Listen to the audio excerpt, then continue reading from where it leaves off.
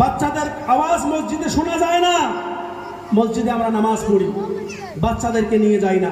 রাসূলুল্লাহ সাল্লাল্লাহু তাআলা আলাইহি ওয়াসাল্লাম বলেন, ইযা বালাগা সাবআ সিনিন, কে যখন বাচ্চারা 7 বছরের হয়ে যায় তাকে তোমরা নামাজের জন্য বলো, নামাজের জন্য বলো। কই আমরা নামাজের জন্য বলি? বাচ্চাকে আমরা শুরুতেই শিক্ষা দেই, যখন আমাদের বাচ্চারা একটু কথা বলতে পারে, বুঝতে পারে, প্রথম শিক্ষাগুলো আমরা কি দেই? আমরা সবাই জানি। বর্তমান তাদের শিক্ষা হয়তো আমরা কোনো হিরোকে তাদের রোল মডেল বানিয়ে দেই, কে বাবা তোমাকে সালমান খান দেখা যায়, তোমাকে শাহরুখ খানের মতো দেখা যায়। কেন কেন কেন? কি আছে সালমান খানের মধ্যে, কি আছে শাহরুখ খানের মধ্যে? আমাদের রুজিদাতা আল্লাহ, আমাদের সৃষ্টিকারী আল্লাহ, আমাদেরকে রিজক দেয় আল্লাহ। আমরা নিঃশ্বাস নিতে পারতেছি আল্লাহর হুকুমে। আল্লাহ আরাম করার জন্য আমাদেরকে রাত দিয়েছে, উপার্জন করার জন্য আমাদেরকে দিন দিয়েছে। সে আল্লাহকে ছেড়ে আমরা এদের মায়া, এদের ভালোবাসায়, আল্লাহ বলেন, ইয়া আইয়ুহাল ইনসান মা গাররাকা বিরাব্বিকাল কারীম, কে মানুষেরা তুমি তোমার প্রভুকে কিসের প্রেমে ভুলে গেছো?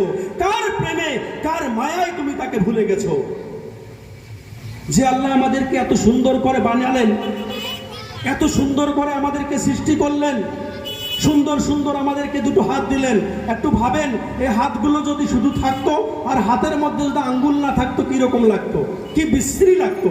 আল্লাহ রাব্বুল আলামিন ভাবলেন যে এখানে হাতের মধ্যে যদি আঙ্গুল দেওয়া যায় এটা সুন্দর দেখা যাবে, সেই জন্য আল্লাহ আঙ্গুল দিয়েছেন। আল্লাহ এমন ভাবে সাজিয়েছেন মানুষকে, এটাকে যদি কোনো সায়েন্টিস্ট বদলাতে চায় তাহলে দেখতে বিশ্রী লাগবে। ধরুন আপনার চোখ এখানে আছে, যদি কোনো সায়েন্স বলে এখান থেকে চোখগুলো হটিয়ে কপালে দেব, আপনাকে দেখতে এত বিশ্রী লাগবে। তো আল্লাহ সাজিয়েছেন, কিরকম ভাবে সাজিয়েছেন? কোরআনে আল্লাহ বলেন, ফি আইয়ি সূরাতিন মা শাআ রাক্কাবাক, যাকে যেই চেহারাটা সুন্দর লাগবে, যাকে যেরকম দেখালে সুন্দর লাগবে তাকে সেরকম ভাবে আমি বানিয়েছি। বলি সুবহানাল্লাহ। তো যে আল্লাহ আমাদেরকে এত সুন্দর করে বানিয়েছেন, এত সুন্দর করে সৃষ্টি করেছেন, কেন আমরা ভুলে আছি সেই আল্লাহকে? আল্লাহ আমাদেরকে বলতেছেন, মা গাররাকা বিরাব্বিকাল কারীম, তোমার প্রভু কত করিম, কত দয়ালু। আমরা যদি সারাদিন নামাজ না পড়ি, সারাদিন রোজা না রাখি, আমরা যদি কোনো নেক কাজ না করি, তারপরেও আল্লাহ রাব্বুল আলামিন আমাদেরকে রুজি দিতেছেন, খাবার দিতেছেন। ভাই কারো খানা বন্ধ হয়ে গেছে, বাড়িতে যদি আমরা একটু শয়তানি করি, বাবার কথা না শুনি, মায়ের কথা না শুনি, মা বকা দেয়, বাবা বকা দেয়, বের করে দেয় বাড়ি থেকে, বলছে আমার বাড়িতে আসবে না, তোকে খাবার দেব না, সামান্য অবাধ্যতার কারণে। কিন্তু আমরা তো আল্লাহর কত হুকুমের অবাধ্যতা করেছি, আল্লাহর কত হুকুমকে ছেড়ে দিয়েছি। আমাদের খানা কি বন্ধ হয়েছে? আমাদেরকে আল্লাহ ঠিক খাইয়ে দেন। যদি আমরা আল্লাহকে রাজি করার জন্য, আল্লাহকে খুশি করার জন্য আল্লাহর ইবাদতে লিপ্ত হয়ে যাই, কোন রকমের রুজির অভাব আমাদের হবে না। আরে আমরা তো মানুষ, তাই এত পাগল বোকা, আমরা খাবার নিয়ে সারাদিন টেনশনে থাকি। ভাই মানুষ যে ব্যবসা করতেছে, বাণিজ্য করতেছে, টাকা উপার্জন করতেছে, আমেরিকা যাইতেছে, জব করতেছে, কেন? টাকার জন্য। টাকা দিয়ে কি হবে? ভালো ভালো খাবে, পেটে যাবে, এটাই তো, পেটের জন্যই তো নাকি? ভাই আমরা কতটুকু খাই একটু চিন্তা করি। আমাদের খাবার সামান্য, আমাদের খাবার সামান্য, আমরা বেশির থেকে বেশি 1 কিলো মাংস খাবো ফ্যামিলি সহ। বনের ভিতরে যেগুলো বাঘ থাকে, সে বাঘ, এরকম কিছু বাঘ আছে, এরকম কিছু সিংহ আছে, তারা প্রত্যেকদিন 40 কিলো মাংস খায়। কত কিলো? 40 কিলো। সে কোনোদিন খাবারের জন্য কর্ম করতে গেছে, কাজে গেছে না, টেনশনে ছিল সে? তাকে টেনশনে থাকতে হয় না, আল্লাহ খাবার তাকে দিয়ে দেয়। তো জানোয়ার যেগুলো আছে, পশু যেগুলো আছে, তারা খাবারের চিন্তা করে না। আমরা মানুষ বলে খাবারের চিন্তা করি। তাদের অভাব নেই, কেন? তারা খাবারের চিন্তা করে না। আমাদের সবার ঘরে অভাব, কেন? আমরা খাবারের চিন্তা করি। যাদের কোটি কোটি টাকা, তাকেও গিয়ে জিজ্ঞাসা করবে, ভাই খুব টেনশনে আছি, ব্যবসায় খুব টেনশন, এত টাকা লাগে আমাকে, এত টাকার অভাব। কিন্তু বনের কোনো পশু, তার কোনো টেনশন নেই। কোনো সিংহ বলে না কে ভাই খুব টেনশনে আছি, আজকে আমার 40 কিলো মাংস লাগবে দুপুরবেলা, কোথায় পাবো? তো আল্লাহ ঠিকই ব্যবস্থা করে দেন। তাই বলি, যারা দুনিয়ার পিছনে ছুটতেছি, আমরা যারা দুনিয়ার পিছনে ছুটে আল্লাহকে ভুলে গেছি, তাদেরকে বলি ভাই এখনো সময় আছে, এখনো সময় আছে। যে মালিক, যে সৃষ্টিকর্তা আমাদেরকে একটা মূল্যবান সময় দিয়ে দুনিয়ায় পাঠিয়েছেন, সে মালিকের কাছে আমাদেরকে ফিরে যেতে হবে। সে মালিকের কাছে আমাদেরকে আবার দাঁড়াইতে হবে এবং আমাদের এই সময়টার হিসাব দিতে হবে। এই সময়টা খুব মূল্যবান ভাই।